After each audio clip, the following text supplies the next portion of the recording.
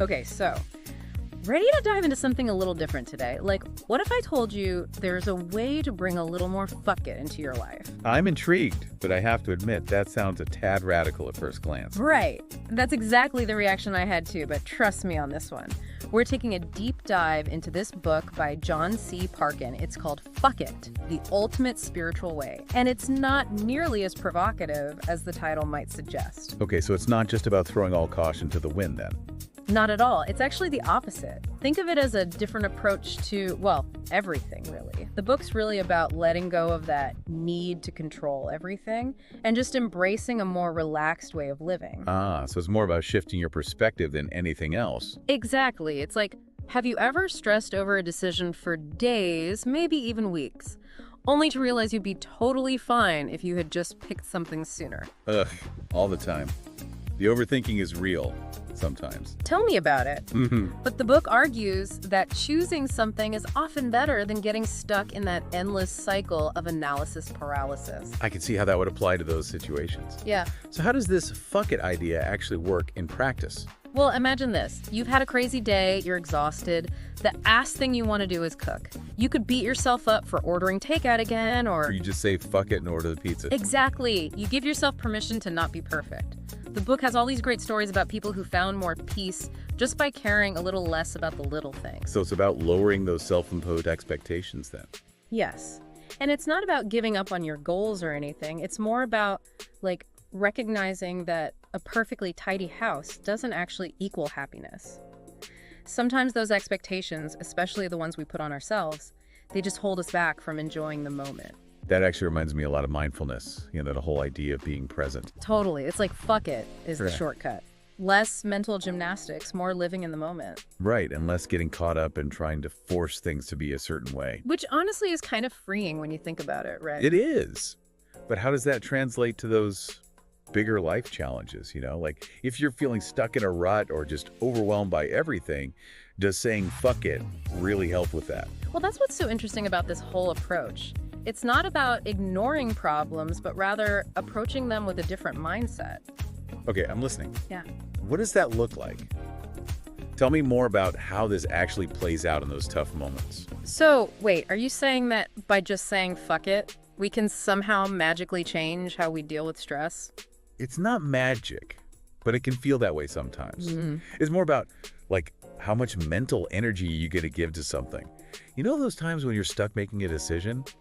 Pros and cons list, overthinking every angle. Oh my God, yes. I am the queen of overthinking. Drives me nuts sometimes. Right. The book would say you're probably overcomplicating things. Sometimes, honestly, the best thing you can do is just pick something and go with it. Like ready, fire, aim, instead of overthinking it. Exactly. Think of all the opportunities you might miss out on because you're stuck in your head, right? Okay, yeah, that's a good point. It's like sometimes saying fuck it is actually a way to take action instead of just staying stuck. You got it. And this doesn't just apply to decisions, by the way.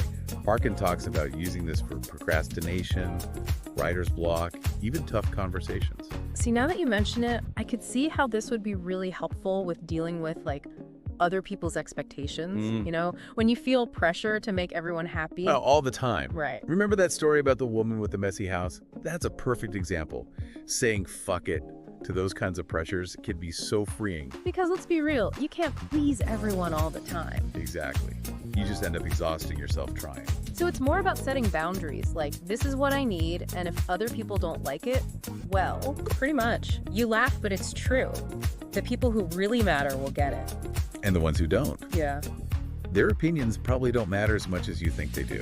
Which, honestly, I think ties into this whole self-acceptance thing that the book talks about, too. Oh, 100%. Tell me about it. That inner critic can be brutal sometimes. Right. Always pointing out our flaws, reminding us of our mistakes. Like, it's got nothing better to do. And the funny thing is, Parkin's advice for dealing with that is to basically... fuck it to the inner critic. Bingo. Okay, easier said than done, my friend. Some days it feels like that voice is on a loudspeaker in my brain. Oh, for sure. It takes practice. Yeah. But even just noticing it, like, oh, there's that negative thought again. Don't judge it, just let it pass. The more you do that, the less power it has over you. So we're retraining our brains to be a little kinder to ourselves. Exactly. And that doesn't mean ignoring areas where you want to grow. It's more about accepting who you are right now at this very moment. Flaws and all, right? Yep.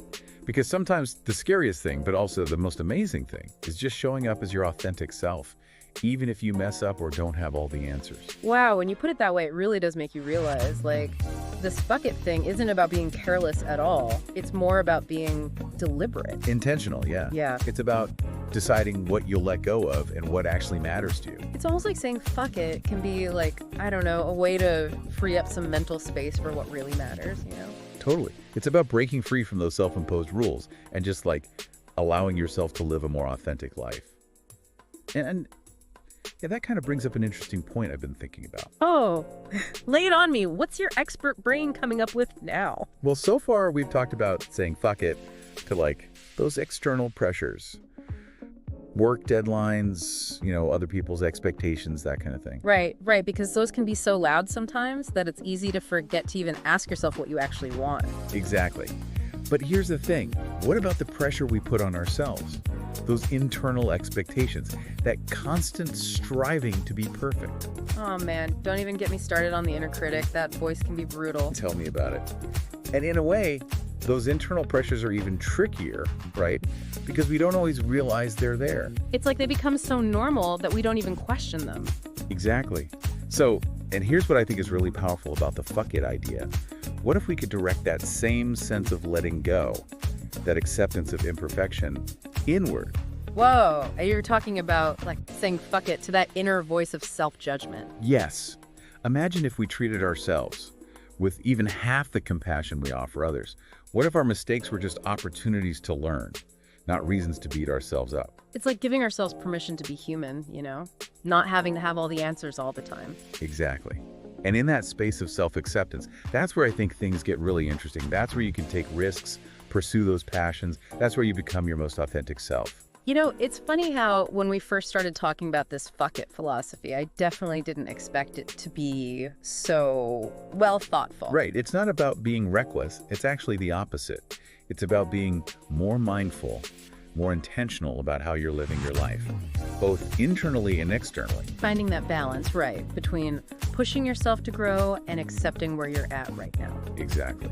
And sometimes that means letting go just a little bit, trusting that even when things aren't perfect, there's a bigger picture unfolding. Embracing the journey. I like that.